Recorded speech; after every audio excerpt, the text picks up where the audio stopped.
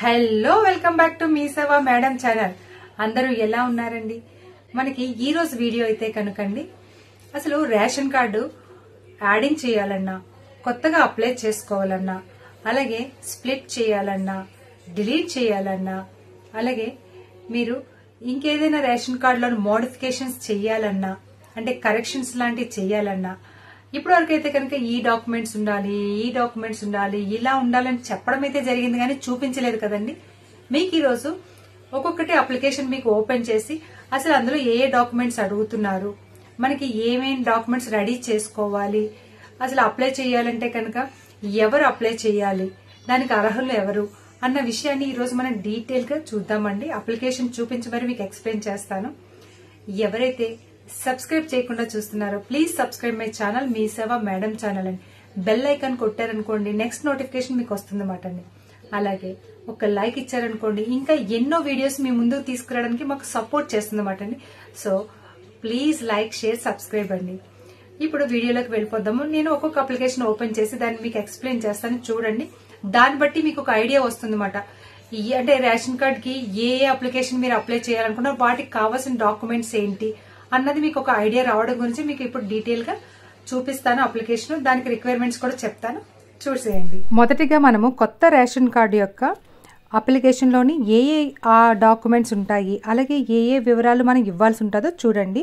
కొత్తగా అప్లై చేసుకోవడానికి ఫస్ట్ ఎవరైతే అప్లై చేసుకుంటున్నారో వాళ్ళ ఆధార్ నెంబర్ రాయండి, తర్వాత పేరు రాయండి, తండ్రి పేరు, పుట్టిన తేదీ, ఇంటి నెంబరు, నివాసము, జిల్లా, మండలం, ఏ మండలం అయితే ఆ మండలం, గ్రామం, పట్టణం, లింగం అంటే మేలా ఫీమేలా, మొబైల్ నెంబరు, కుటుంబ ఆదాయం సంవత్సరానికి ఎంత, అలాగే అప్లై చేస్తున్న వాళ్ళు ఏం చేస్తున్నారు, వృత్తి ఏంటి, అలాగే రైస్ కార్డు కావాల్సిన రైస్ కార్డు ఎక్కడికి కావాలో దాని యొక్క చిరునామా రాయాలి, మన జిల్లా ఏంటి, మండలం ఏంటి, సెక్రటరేట్ ఏంటి అని సచివాలయం అంటే వీధి పేరు, అలాగే పిన్ కోడ్.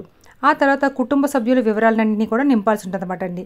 ఇక్కడ 1 అనేసి కుటుంబ సభ్యుల పేర్లు, యజమానితో బంధుత్వం, అంటే ఈ రైస్ కార్డ్ ఎవరైతే అప్లై చేస్తున్నారో వాళ్ళకి వీళ్ళు ఏమవుతారు, అలాగే పుట్టిన తేదీ, ఆధార్ కార్డ్ నెంబర్, అలాగే వైఫ్ అండ్ హస్బెండ్, పిల్లలుంటే పిల్లలు, అత్తగారు ఉంటే అత్తగారు, అమ్మ ఉంటే అమ్మ, నాన్నగారు ఉంటే నాన్నగారు, అలా ఫ్యామిలీ మెంబర్స్ అందరినీ కూడా యాడ్ చేయాలన్నమాట అండి. అక్కడ డీటెయిల్స్ ఇవ్వాలి. ఇచ్చిన తర్వాత కావాల్సిన డాక్యుమెంట్స్ అయితే కనుక ఒకటి అప్లికేషన్ నింపాలి. తర్వాత ఏంటంటే సభ్యుల ఆధార్ కార్డ్ జిరాక్స్లు ఉండాలన్నమాట అండి. ఎంతమందిని అయితే మీరు యాడ్ చేస్తున్నారో అంతమందివి కూడా ఆధార్ కార్డ్ జిరాక్స్లు ఉండాలి. ఆ తర్వాత కుటుంబ సభ్యులు పెద్ద వయసు కలిగిన మహిళని యజమానిగా, అంటే కుటుంబ సభ్యులు ఒక 6 ఉన్నారనుకోండి, అందులో ఎవరి వయసు అయితే ఎక్కువ ఉంటుందో వాళ్ళని యజమానిగా ఉంచాలన్నమాట. అలాగే కార్డు పొందుటకు కుటుంబ నెలసరి ఆదాయము గ్రామంలో అయితే 10,000 రూపాయలు ఉండాలి, పట్టణాల్లో అయితే కనుక 12,000 కన్నా ఎక్కువ మించరాదు అన్నమాట అండి. వీటిని మాత్రం అడుగుతుంది. అదే పిల్లలు ఉంటే కనుక ఇప్పుడు మనకు వచ్చే దాంట్లో యాడ్ అయ్యేది ఏంటంటే పిల్లలు ఉంటే కనుక డేట్ ఆఫ్ బర్త్ సర్టిఫికేట్ అడుగుతారన్నమాట అండి. అలాగే పెళ్ళి అయిపోయిన వాళ్ళు అయితే కనుక కొత్తగా అప్లై చేసుకుంటూ ఉంటేనే మ్యారేజ్ సర్టిఫికేట్ని కూడా యాడ్ చేయాల్సి ఉంటుంది అన్నమాట అండి. ఇది కొత్తగా అప్లై చేసుకోవడానికి రేపు రాబోయే అప్లికేషన్ యొక్క వివరాలు అన్నమాట అండి ఇవి.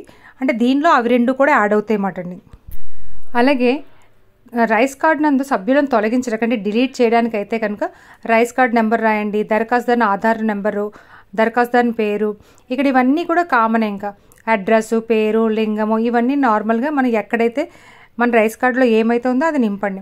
ఆ తర్వాత మార్పు చేసిన కొత్త రైస్ కార్డు కావాల్సిన చిరునామా, ఏదైనా మార్పులు చేర్పులు చేశారనుకోండి, అందులోని మీరు ఏమైనా కానీ అడ్రస్ మార్చారనుకోండి, అది ఎక్కడికి కావాలో దాని చిరునామా, అలాగే కార్డు నందు తొలగించవలసిన సభ్యుల వివరాలు, ఇక్కడ కూడా ఆ సభ్యుల వివరాలన్నీ కూడా మీరు డీటెయిల్గా ఇవ్వండి.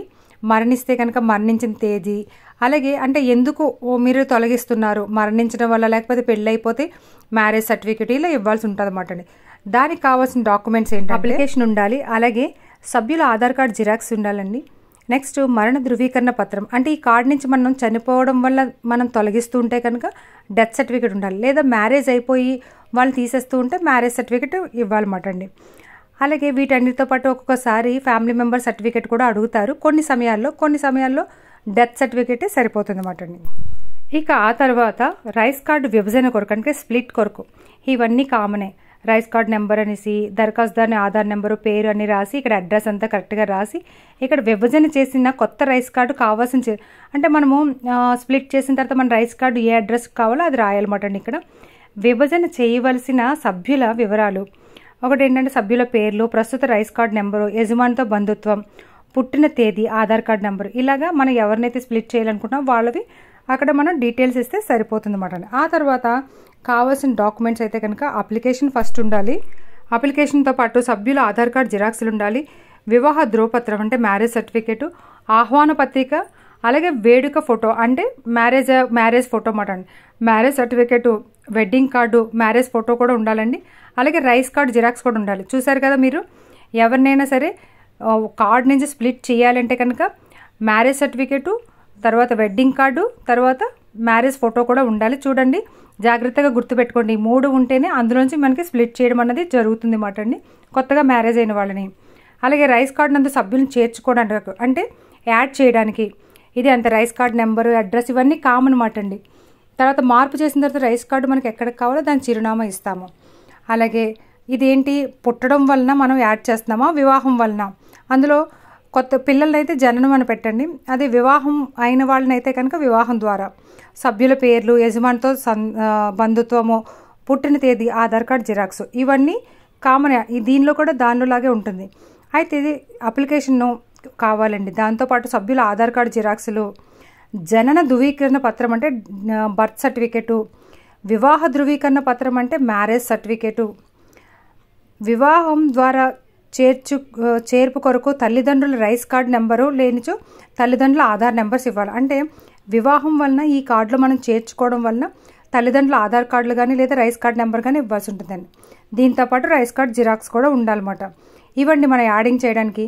ఒకటి ఏంటంటే, యాడ్ చేయాలంటే మనము ముందు డేట్ ఆఫ్ బర్త్ సర్టిఫికేట్ ఉండాలి, వివాహం అయితే కనుక మ్యారేజ్ సర్టిఫికేట్ ఉండాలి, అలాగే తల్లిదండ్రుల యొక్క రైస్ కార్డ్ నెంబర్ కానీ ఆధార్ కార్డ్ నెంబర్స్ కానీ ఉండాలన్నమాట. ఇదండి అప్లికేషన్స్. మీకు అప్లికేషను ఇదే ఉండొచ్చు లేదా మార్చొచ్చండి. అప్లికేషన్ ప్రాసెస్ మారుతుందేమో కానీ అప్లికేషన్లోని డీటెయిల్స్ మాత్రం ఇవే ఉంటాయన్నమాట. సో అందుకే నేను ఇవి నా దగ్గర ఉన్న పాతవి అప్లికేషన్స్ మీ దగ్గర పెట్టానమాట అండి.